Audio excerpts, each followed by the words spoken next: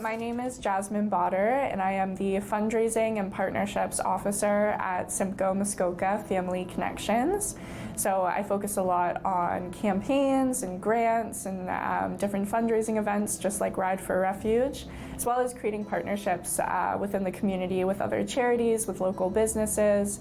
It's what helps us fulfill our mandate. So Simcoe Family Connexions is a local child, youth, and family services agency, as well as a registered charity.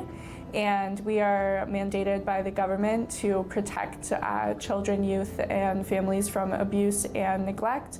We promote their safety and well-being in the community and through alternative care arrangements. I'm Pamela DeHaze. I'm a child protection worker here at Simcoe Family Connexions, and I'm also the co-chair of our anti-human trafficking leads group. Right now in the province, Simcoe is the second highest in the province for human trafficking. And a lot of that has to do with, the 400 series, all of the motels, but also too, we are a huge tourism area up in, Collingwood, Wasaga Beach, Muskoka, which also is another big pull for human trafficking. Right, so we fundraise to provide programs and services beyond what the government mandates us to. So these programs are like our basic needs program. It provides everything you would need for your basic safety and well-being all throughout the year for children, youth, and families we serve. We have our holiday program, which provides grocery, gift cards, clothing, and lots of toys for the kids during the holidays. The camp program, where we send kids to a camp in the summer if their caregivers can't afford to send them. If they can't go to camp, then we put together camp in a box packages with donations, which is really fun. And then we have our back to school program. So this helps youth who are transitioning out of foster care to attend post-secondary school.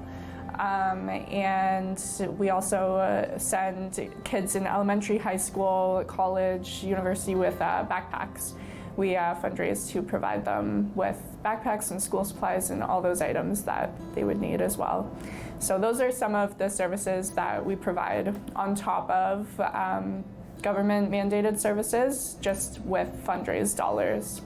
So the trafficking that we're seeing right now, prior to COVID, it was, kids, young people with vulnerabilities would be lured and taken to another community. We're not seeing that now. Since COVID, most of it is happening online. So social media has really played a dominant part in the human trafficking. And it's whoever has a vulnerability, and most of us do to some degree. So if the younger kids that that aren't fully aware of all of the predators and people that are out there, kids that come from sometimes struggles at home, youth part of the LGBTQTS community, our Indigenous girls, our Black youth. These are all parts, and just a very small part of the vulnerabilities that these predators, these traffickers and groomers prey on our children and youth. Sure, so Ride for Refuge is an event that we are hosting on October 5th at the Barrie Community Sports Complex.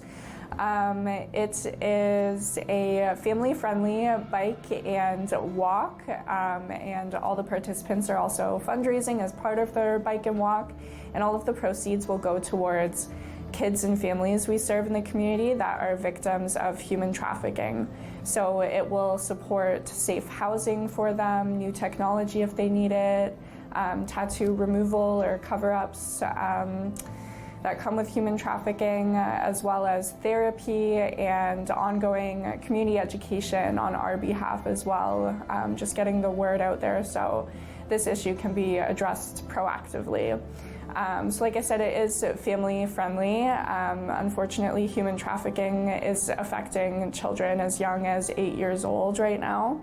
So we're presenting the information in a way that will ensure the safety of everyone from 5 years old to elderly, right? So it's easy to consume information that's just helping with public awareness as well as supporting current victims.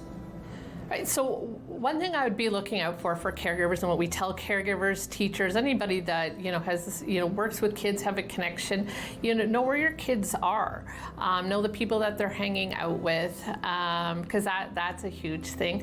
And the other thing is, who are your kids on social media with?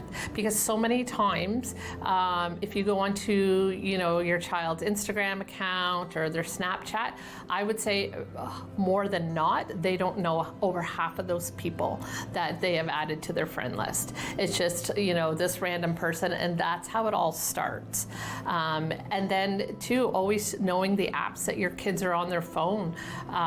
You can call us at any time. If you go to our website, there's a direct email link to myself and my co-chair Sam if you have any questions whatsoever about human trafficking. But a lot of these groomers and traffickers are getting kids to take pictures of themselves and send it, and that's a huge part of the trafficking that we're seeing. For sure. So members of the community can get involved by signing up to bike and walk with us. There's two options. They can bike and walk with us on the day of at the Barrie Community Sports Complex on October 5th. Or if they can't make it that day, they can also do the bike or walk off-site any day they choose, any route they choose within September and October. So it's really awesome if they can come and join us in the community, of course, on October 5th. But if not, they're welcome to do their own thing as well, just to help spread awareness and help support the cause.